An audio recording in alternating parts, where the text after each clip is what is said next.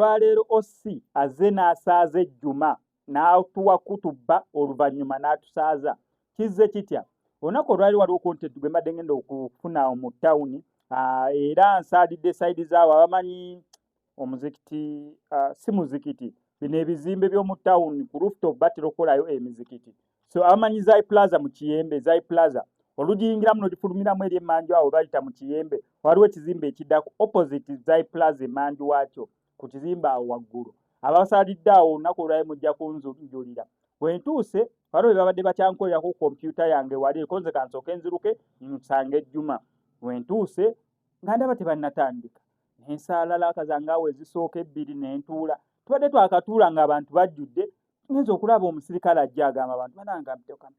kamteo ngenza okulaba atuuka wali eri emimbali ngenza okulaba adyako enkofiira ye ng'atoola salaamu omwazinyi n'ayaziina neŋŋamba ki ekigenda maaso ngenza olaba Ossi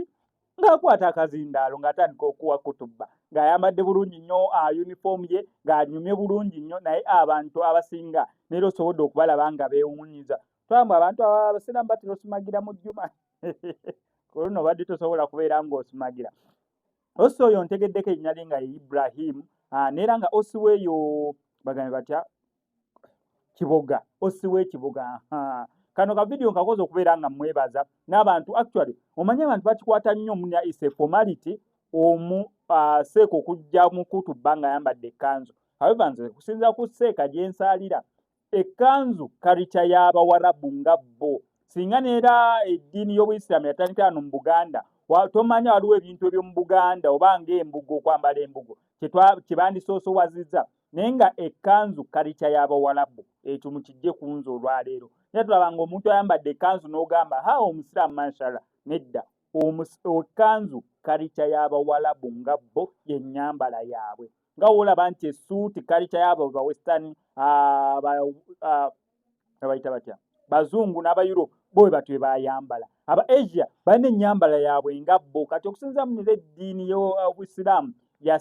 yaviira ddala mu Buwarabu kati nakino nakyo ekyokwambala ekkanzu ne tukikopa ekisooka olw'ensonga obeera decent by the way obeera decent oyinza okwambala essuuti ekikawo ne kivaayo eno n'okunamira abantu naye oyambala ekkanzu obeera decent n'abakyala bambala sharia babeera decent ensonga lwaki twakikopa naye si nti seeka alina kujja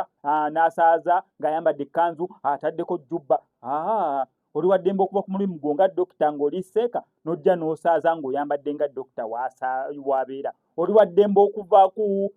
mulimu gwo nga gwe ow'amasannyalaze kasooka kasambu obulo gy'olimu ddala kituufu nnyonjo eri kiriini osobola osaaza abantu oli waddembe okujja gwe security guard emundu yo n'ogiteeka wali emabbali ng'onyumye bulungi nga security guard n'osaaza abantu sinti formality oba emasi kyolina okubeera muki mu kkanzu kutuba lwaleero ennyumidde ensonga lwaki sazeewo okubeera nga kano nkabawaako kyokka ate mbadde ngenda bawaaka vidiyo ako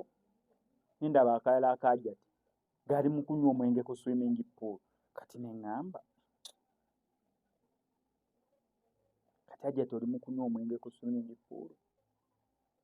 oyambadde bulungi n'oweebikkiridde kozi nze abo bagamba munera eyo culture yes tetuganye eyo culture y'Abawarabu naye